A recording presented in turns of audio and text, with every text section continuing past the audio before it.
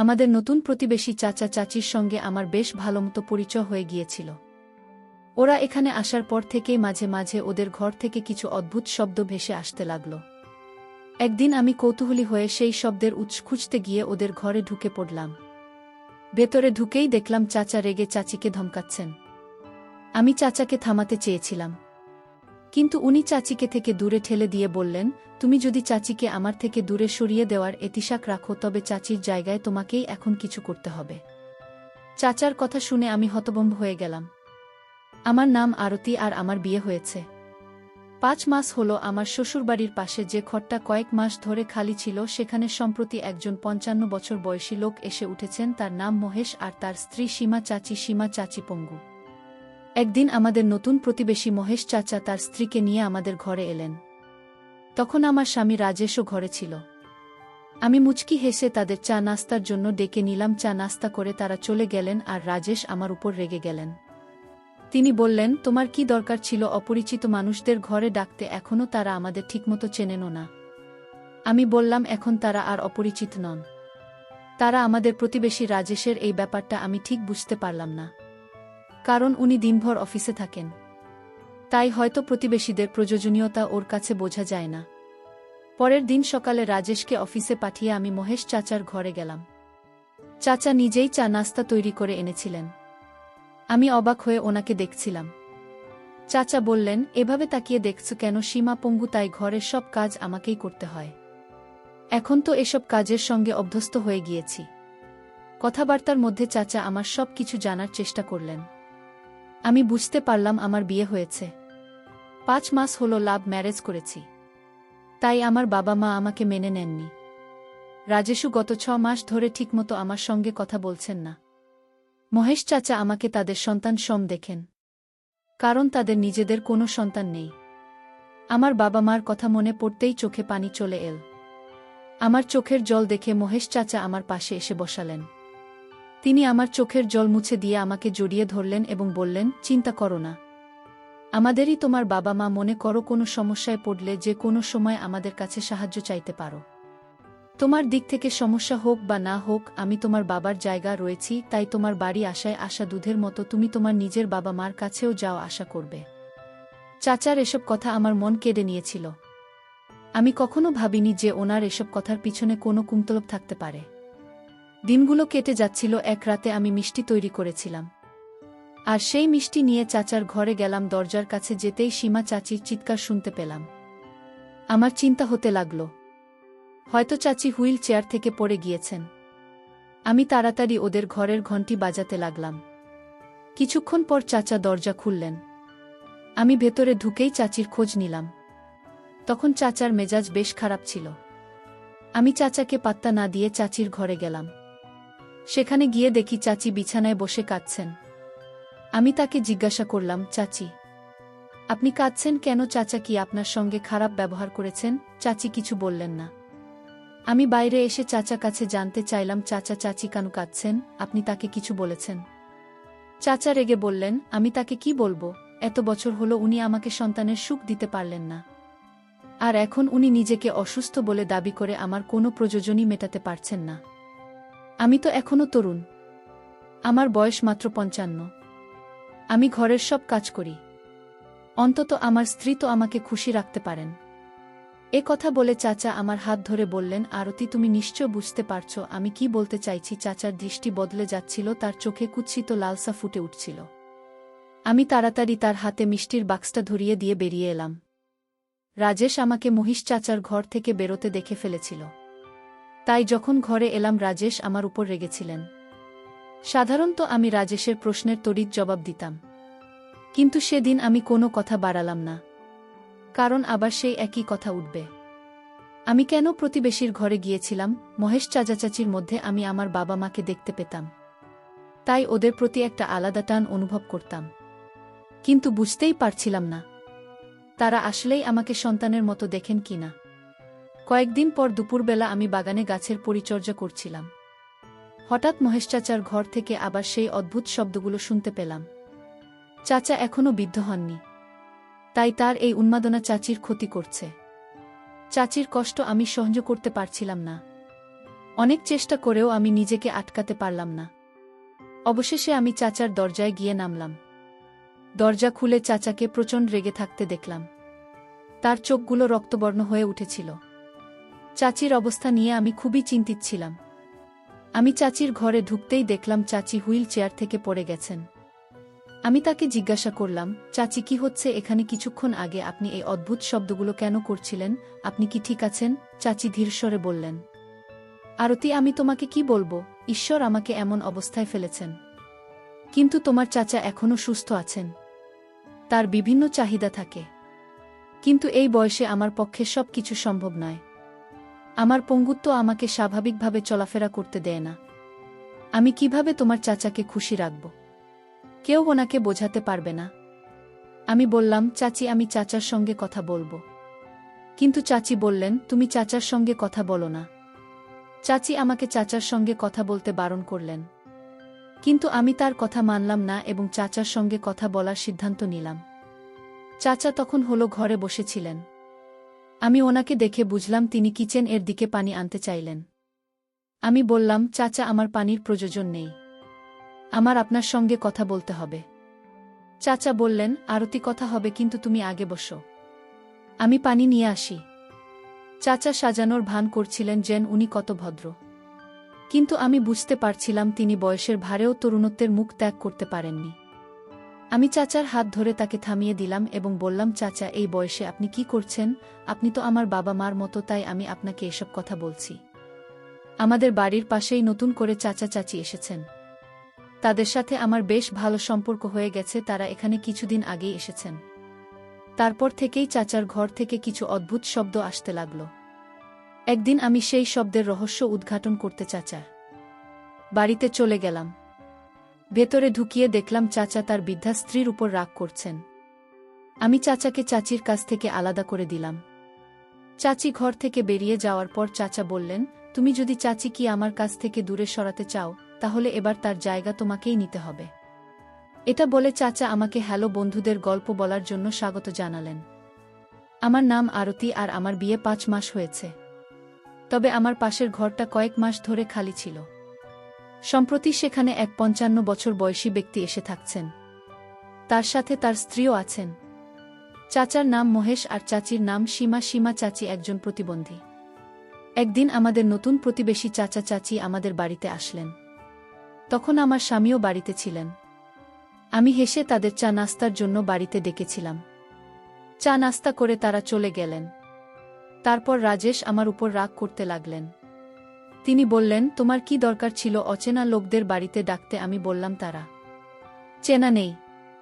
তারা এখন আমাদের প্রতিবেশী। রাজেশকে এটা বোঝানো একটু কঠিন ছিল। সেই সারাদিন অফিসে থাকত, তাই তাকে প্রতিবেশীদের প্রয়োজনীয়তা অনুভব করতে হতো না। আমি রাজেশের কথা তখন পাত্তা দিইনি। পরের দিন মহেশ চাচা আমাকে তাদের বাড়িতে চা নাস্তার জন্য ডেকে পাঠালেন। সকাল রাজেশকে অফিসে পাঠিয়ে আমি তাদের বাড়িতে গেলাম। মহেশ চাচা কিচেন থেকে চান আস্থা নিয়ে আসলেন। আমি তার দিকে বিস্ময়ের সাথে তাকিয়েছিলাম। তখন মহেশ চাচা বললেন, বিস্ময় নিয়ে তাকিও না, আমার স্থির প্রতিবন্ধী, তাই বাড়ির কাজ আমাকে করতে হয়। এখনই সব কাজে আমি অভ্যস্ত হয়ে গেছি। কথাবার্তার মধ্যে মহেশ চাচা আমার পুরো গল্প জানলেন। আসলে আমার বিয়ের 5 মাস হয়ে গেছে। আমি ভালোবেসে বিয়ে করেছি, তাই আমার বাবা মা আমাকে গ্রহণ করেননি। গত 6 মাস ধরে আমার স্বামীও আমার সাথে ঠিকমতো কথা বলছে না। সেই দিন আমি জানতে পারলাম যে আমাদের প্রতিবেশীদের নিজেদের কোনো সন্তান নেই। তারা আমাকে তাদের মেয়ে হিসেবে দেখছিলেন। যে মুহূর্তে আমি আমার বাবা মাকে স্মরণ করলাম, আমার চোখে জল এসে গেল। গত 5 মাস ধরে না, আমি তাদের দেখেছি না, তাদের সাথে কথা বলেছি। তখন আমার চোখে জল দেখে মহেশ চাচা আমার পাশে এসে বসালেন। তারপর তিনি আমার চোখের জল মুছে আমাকে বুকে জড়িয়ে ধরলেন। তারপর বললেন, চিন্তা করো না, আমাদেরই তোমার বাবা মা। ভাবো, তোমার কোনো রকম সমস্যায় পড়লে আমাদের কাছে সাহায্যের জন্য আসতে পারো। কঠিন সময়ে তোমাকে না পাই, কিন্তু আমি আমার মেয়ের বাড়িতে ঠিকই আসব। জামাই কিছুটা অদ্ভুত মনে হলো, তবে কোনো ব্যাপার না। জামাইদের রাগ এমনই হয়। আমি মেয়ের জন্য নিশ্চয়ই সিদ্ধান্ত নিয়ে তার বাড়িতে আসা যাওয়া করব। আর তুমিও তোমার বাবা মায়ের বাড়িতে যাওয়া আসা করো। মহেশ চাচা তাদের মিষ্টি কথায় আমাকে আপন করে নিয়েছিলেন। কিন্তু তাদের এই মিষ্টি কথার পেছনে কোনো খারাপ উদ্দেশ্য ছিল তা আমি বুঝতে পারিনি। নতুন প্রতিবেশীদের সেখানে আসার কিছুদিন কেটে গেল। তারপর এক রাতে আমি মিষ্টি বানিয়েছিলাম। সেই মিষ্টি দেওয়ার জন্য আমি মহেশ চাচার বাড়িতে গেলাম। দরজার কাছে পৌঁছাতেই আমি ভেতর থেকে সীমা চাচির চিৎকার শুনতে পেলাম। আমার চিন্তা হলো চাচি হয়তো হুইল চেয়ার থেকে পড়ে গেছেন। আমি দ্রুত তাদের বাড়ির ঘণ্টি বাজাতে লাগলাম। কিছুক্ষণ পর চাচি দরজা খুললেন। আমি তাড়াহুড়ো করে চাচির কথা জিজ্ঞাসা করতে শুরু করলাম। তখন চাচা রেগেছিলেন। আমি ঘরে গিয়ে চাচিকে দেখতে পেলাম যে তিনি বিছানায় শুয়ে আছেন এবং তার চোখে জল। আমি তার কান্নার কারণ জিজ্ঞাসা করলাম, কিন্তু চাচি কিছু বললেন না। আমার মনে হলো চাচা হয়তো তার সাথে খারাপ ব্যবহার করছেন। ঘর থেকে বেরিয়ে আমি চাচাকে জিজ্ঞাসা করলাম, চাচি কেন কাঁদছেন? আপনি তাকে কিছু বলেছেন? মহেশ চাচা বললেন, আমি তাকে কি বলবো, এত বছর হয়ে গেছে। সে আমাকে পিতৃত্বের সুখ দিতে পারে না, আর এখন নিজেকে অপরাধী মনে করে আমাকে কিছু করতে দিচ্ছে না। আমি এখনও এতটা বুড়ো হইনি। আমার বয়স এখনও তোমাদের মতো যুবকদের বয়সের সমান। আমি বাড়ির সব কাজ করি, অন্তত নিজের স্বামীকে খুশি রাখা তো তার কাজ। তারপর মহেশ চাচা আমার হাত ধরে বললেন, আরতি তুমি তো বুঝছ আমি কি বলতে চাইছি। কথা বলতে বলতে চাচা আমাকে উপর থেকে নিচ পর্যন্ত দেখতে লাগলেন। হঠাৎ করেই চাচার দৃষ্টিভঙ্গি বদলে গেল। ধীরে ধীরে তার হাত আমার হাত ছাড়িয়ে অন্যদিকে এগোতে লাগল। হঠাৎ আমি রাজেশের গাড়ির শব্দ শুনতে পেলাম। চাচার হাতে মিষ্টির পাত্র দিয়ে আমি তাড়াতাড়ি সেখান থেকে বেরিয়ে গেলাম। রাজেশ আমাকে মহেশ চাচার বাড়ি থেকে বেরোতে দেখেছিল। তাই যখন আমি বাড়িতে আসলাম তখন সে রাগান্বিতভাবে আমার দিকে তাকিয়েছিল। রাজেশ যখন আমাকে সন্দেহজনক দৃষ্টিতে দেখত তখন আমি সাথে সাথে জবাব দিতাম। কিন্তু সেদিন আমি বিষয়টিকে বাড়িয়ে তুলিনি, কারণ সে আবারও বলতো যে আমি প্রতিবেশীর বাড়িতে কেন গিয়েছিলাম। সেই প্রতিবেশীদের মধ্যে আমি আমার বাবা মাকে দেখতে পেতাম। তারা আসলেই আমার বাবা মা কি না তা আমি সঠিকভাবে জানতাম না। পরের 4 দিন বাগানের গাছে পানি দিতে দিতে আমি মহেশ চাচার বাড়ি থেকে অদ্ভুত শব্দ শুনতে পেলাম। সেই দিনও চাচির চিৎকারের অদ্ভুত আওয়াজ আমার কানে আসলো। চাচা 55 বছর বয়সী হলেও তার মধ্যে যুবক সুলভ আকাঙ্ক্ষা ছিল।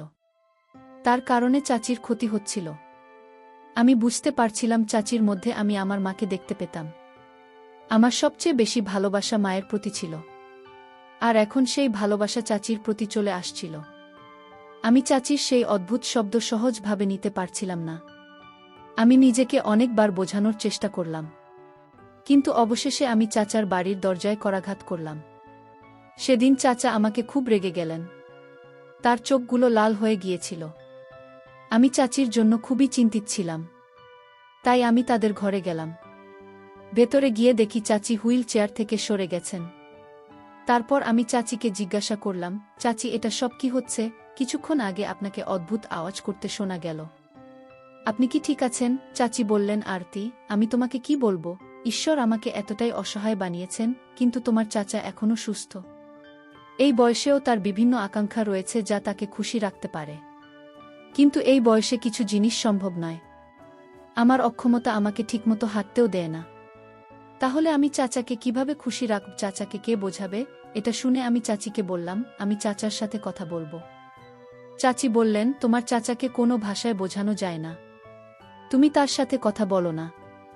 চাচি আমাকে চাচাকে বোঝাতে মানা করেছিলেন, কিন্তু আমি তার কথা শুনিনি এবং চাচার সাথে কথা বলার সিদ্ধান্ত নিলাম। চাচা বাইরে বসেছিলেন। আমাকে দেখে তিনি কিচেন থেকে পানি আনতে গেলেন। তখন আমি বললাম, চাচা আমাকে পানি লাগবে না, আমাকে আপনার সাথে কথা বলতে হবে। চাচা বললেন, আরতিবত্তা চলতে থাকবে, আগে বসো, আমি পানি নিয়ে আসছি। চাচা এমনভাবে কথাবার্তা বলছিলেন যেন আমার প্রতি তার কোনো আকাঙ্ক্ষা নেই, কিন্তু কথার মধ্যে আমি লক্ষ্য করছিলাম তার চোখের দৃষ্টিতে কিছু অদ্ভুত আকাঙ্ক্ষা ছিল। চাচা পানি এনে দিলেন। আমি বললাম, আপনি চাচির সাথে ঠিক ব্যবহার করছেন না। তার বয়স হয়েছে এবং তাকে আপনার পূর্ণ সমর্থন দেওয়া উচিত।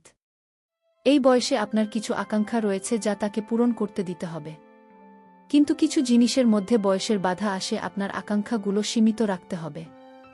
চাচা তখন আমার হাত ধরে বললেন, তুমি আমার চাচিকে কি বোঝাবে? তুমি নিজেই তো জানো তোমার রাজেশের সাথে তোমার আকাঙ্ক্ষা পূরণ করতে পারো না, আর চাচির মতো এতটা বয়স হয়নি। এ কথাগুলো বলে চাচা আমাকে আরও কাছে নিয়ে আসলেন। তিনি আমার মুখের দিকে তাকিয়ে একটি অদ্ভুত হাসি দিলেন। তখন আমি বললাম, চাচা, আপনি এতটাই নিচে নামবেন বলে ভাবিনি। আপনি এভাবে আমাকে দেখতে পারলেন, চাচির সাথে আপনার যা সমস্যা আছে তা মিটিয়ে নিন। কিন্তু আমি আপনার মেয়ে বা আপনার চাচি নই যে আপনি আমার উপর এইসব আচরণ করবেন। চাচা তখন হঠাৎ আমার হাত ছেড়ে দিলেন। আমি বুঝতে পারলাম চাচার চোখের দৃষ্টিভঙ্গি পাল্টে গেছে। তারপর চাচা বললেন, আন্টি, আমি তোমাকে চাচির মতো দেখতে চাইছি না। আমি তোমার কাছ থেকে সেই সব কিছুই আশা করছিলাম যা আমার চাচি আঁকে দিতে পারছে না। তুমি আমার হাতে হাত দিয়ে আমার দিকে তাকাও, আমি তোমার দিকে তাকাব। এই মুহূর্তে তুমি আমার হাত ছুড়ে দিতে পারো, কিন্তু আমি জানি তুমি আমাকে শেষ পর্যন্ত গ্রহণ করবে। তুমি তো জানো তোমার রাজেশের সাথে তোমার সম্পর্ক ভালো নয়। চাচার কথা শুনে আমি ভয় চিৎকার করতে চাইছিলাম, কিন্তু আমার গলা দিয়ে কোনো আওয়াজ বেরোল না। তখন চাচা আমার মুখে হাত রেখে আমাকে শান্ত করতে চাইলেন। তারপর আমার মুখের উপর হাত চাপিয়ে বললেন, চিৎকার করো না। আমি তোমাকে শুধু একটু ছুঁয়ে দেখতে চাইছি। তুমি কি চাচার দিকে তাকিয়ে একটু হাসবে না? আমি বুঝতে পারছিলাম চাচা আর নিজেকে সংহত করতে পারছেন না। তাকে ধাক্কা দিয়ে আমি দ্রুত সেখান থেকে পালিয়ে এলাম। তারপর বাড়িতে ফিরে এসে আমি রাজেশকে সবকিছু জানাতে চেয়েছিলাম, কিন্তু তখনও জানাতে পারেনি। পরের কয়েকদিন চাচার সাথে আমি কোনো কথা বলিনি। রাজেশ যখন বাড়িতে থাকতেন তখন চাচা আমাদের বাড়িতে আসতেন না। কিন্তু রাজেশ যখন বাড়ি ছাড়লেন তখন চাচা আমার বাড়িতে এসে তার অদ্ভুত আচরণ চালিয়ে যেতে লাগলেন। একদিন আমি বুঝতে পারলাম আমি গর্ভবতী। আমি চাচিকে খবরটা দিতে চেয়েছিলাম, কিন্তু চাচার অদ্ভুত আচরণ আমাকে ভয় দেখাতে শুরু করল। আমি আমার বাবা মাকে এই খবরটা দিতে পারছিলাম না, কারণ তারা আমার সাথে কথা বলা বন্ধ করে দিয়েছিল। তখন একদিন আমি আমার বন্ধুর সাথে ফোনে কথা বলছিলাম এবং তাকে খবরটা জানালাম, কিন্তু সেই কথোপকথন চাচা শুনতে পেলেন। পরের দিন চাচা এবং চাচি আমার বাড়িতে এসে মিষ্টি নিয়ে আসলেন। চাচা তখন আমাকে বললেন, গতকাল যখন তুমি বাগানে হাঁটছিলে তখন তোমার ফোনের কথোপকথন শুনলাম। আমি তখন চাচার অদ্ভুত আচরণের কথা চাচিকে জানানোর সাহস পেলাম না। চাচি তাদের সম্পর্ক নিয়ে দুঃখিত ছিলেন, কিন্তু তখনও আমি তাদের সামনে কিছু বলতে পারছিলাম না। চাচা আবারও আমার সাথে কথা বলতে আসলেন, যখন আমি চাচির সাথে মিষ্টির কথা বলছিলাম। এইভাবে সময় কাটছিল। একদিন চাচা আমার বাড়িতে এসে জোর করে আমাকে আলিঙ্গন করতে চেষ্টা করলেন। আমি তৎক্ষণাৎ তার হাত থেকে নিজেকে মুক্ত করলাম। তারপর তিনি আমাকে জিজ্ঞাসা করলেন, তুমি কি বুঝতে পারছো না আমি তোমাকে কতটা চাইছি? আমি তখন তাকে ঘর থেকে বের করে দিলাম। তবে সেই রাতেই চাচা আবার এসে আমাকে বিরক্ত করতে লাগলেন। তখন আমি বুঝতে পারলাম আমি চাচাকে মাফ করেও ভুল করেছি। চাচার কথাগুলো আমাকে অবাক করেছিল, কিন্তু তার আচরণ আমাকে আরও বেশি ভীত করেছিল। তিনি আমাকে মজা করে বলেছিলেন, তুমি কি জানো এই সময় স্বামী স্ত্রীর মধ্যে কতটা ভালোবাসা থাকতে হয়? এরপর চাচা আমাকে আবারও বিরক্ত করতে শুরু করলেন। তিনি বলেছিলেন, যদি রাজেশ তোমাকে বিরক্ত করে তাহলে তুমি আমাকে কল করতে পারো। আমি তোমার চাচা, আমি তোমার পাশেই আছি। চাচারে কথাগুলো শুনে আমি ভয়ে জমে গিয়েছিলাম। রাজেশ বাড়িতে এসে আমাকে বললেন, কিছুদিনের জন্য তোমার মায়ের বাড়ি থেকে কাউকে নিয়ে এসো বা একটি কাজের লোক নিয়ে এসো, কারণ আমাকে কিছুদিনের জন্য বাইরে যেতে হবে। রাজেশের পরামর্শ অনুযায়ী আমি একজন কাজের লোক নিয়ে আসার চিন্তা করলাম, কিন্তু পরে তাকে আনলাম না। রাজেশ চলে যাওয়ার পর চাচা বাড়িতে এসে আমাকে বিরক্ত করতে লাগলেন। তারপর একদিন আমি আর সহ্য করতে না পেরে চাচাকে চড় মেরে বাড়ি থেকে বের করে দিলাম। আমি তখন খুবই ভয় পেয়েছিলাম। বুঝতে পারছিলাম চাচা আমাকে নিয়ে অদ্ভুত সবকিছু চিন্তা করছে। অবশেষে আমি হাসপাতালে এসে চোখ খুললাম এবং সেখানে রাজেশের বদলে তার বন্ধু উপস্থিত ছিলেন। তিনি বললেন, ভাবি, আপনি একদম ভয় পাবেন না, আপনি সম্পূর্ণ নিরাপদ আছেন। আমি বললাম, মহেশ চাচার এমন কথা শোনার পর আমার চোখ দিয়ে জল গড়িয়ে পড়তে লাগল। আমার কথা শুনে রাজেশের বন্ধু বললেন, ওই নলায় এক লোকটা আপনার সাথে জোর করার চেষ্টা করছিল, তবে আমি সময়মতো এসে আপনাকে তার হাত থেকে বাঁচিয়ে নিয়েছি। রাজেশ কিছুক্ষণের মধ্যেই এখানে পৌঁছে যাবে। কিছুক্ষণ পর রাজেশ হাসপাতালে এসে পৌঁছাল। আমাকে দেখেছে, সাথে সাথে আমাকে বুকে জড়িয়ে ধরল। এরপর রাজেশ বলল, আরতি, যদি আমি ঘরে গোপন ক্যামেরা না লাগাতাম তাহলে হয়তো আমি আমার স্ত্রী এবং সম্পত্তি দুটোই হারিয়ে ফেলতাম। গোপন ক্যামেরার কথা শুনে আমি প্রশ্নসূচক দৃষ্টিতে রাজেশের দিকে তাকালাম। তখন রাজেশ বলল, বাড়ি ছাড়ার আগে আমি ঘরের প্রতিটি কোণে গোপন ক্যামেরা লাগিয়ে রেখেছিলাম। কারণ আমি ওই প্রতিবেশীর উপর একটুও বিশ্বাস করতে পারছিলাম না। কয়েক মাস ধরে তুমি তোমার বাবা মায়ের থেকে দূরে ছিলে, তাই তুমি তাদের মধ্যে তোমার বাবা মাকে দেখতে পাচ্ছিলে। কিন্তু তাদের মনে যে কি ষড়যন্ত্র চলছিল তা তোমার ধারণাইও ছিল না। আমি অনেকবার তোমাকে বোঝানোর চেষ্টা করেছি, কিন্তু তুমি আমার কথা শুনতে চাওনি। আমিও তোমার সামনে বেশ কিছু বলতে পারছিলাম না, তাই শেষমেশ আমি ঘরে গোপন ক্যামেরা লাগিয়ে দিলাম। ঠিক সেই মুহূর্তে যখনই নালাক লোকটা তোমার সঙ্গে জোরাজুরি করছিল, আমি সেই দৃশ্যটা আমার ল্যাপটপে দেখেছিলাম। এটা দেখে আমি তৎক্ষণাৎ আমার বন্ধুকে বাড়িতে পাঠাই। আমি বিজয়কে বাড়ির দ্বিতীয় চাবিটা দিয়ে রেখেছিলাম। ঠিক সময় মতো এসে বিজয় তোমাকে সেই পশুটার হাত থেকে বাঁচিয়ে নিয়েছে। মহেশ এবং সীমা দুজনেই ধোঁকাবাজ। সীমা আসলে পঙ্গু নয়, দুজনেই পেশাদার চোর। তারা চুরির কাজে বেশ পারদর্শী, তাই তারা সবকিছু খুব নিপুণভাবে করছিল। তুমি তাদের মিষ্টি কথায় মুগ্ধ হয়েছিলে। তবে আমার স্বামীর বুদ্ধিমত্তার জন্য সেদিন আমার সম্মানও রক্ষা পেল এবং আমাদের সম্পত্তিও রক্ষা পেল। চুরির উদ্দেশ্যেই তারা আমাদের বাড়িতে এসেছিল। তাদের আসল জায়গা জেল থানা। মানুষ অনুভূতিপ্রবণ, এটা ঠিক, কিন্তু আবেগে ভেসে গিয়ে কাউকে ঘরের সব কথা জানিয়ে দেওয়া একেবারেই ঠিক নয়। এই যুগে কাউকে বিশ্বাস করাটা খুবই কঠিন। তাই আজকের এই কলি যুগে কারো উপর পুরোপুরি বিশ্বাস করা উচিত নয়। তো বন্ধুরা, যদি ভিডিওটি ভালো লেগে থাকে তাহলে চ্যানেলটি সাবস্ক্রাইব করতে ভুলবেন না।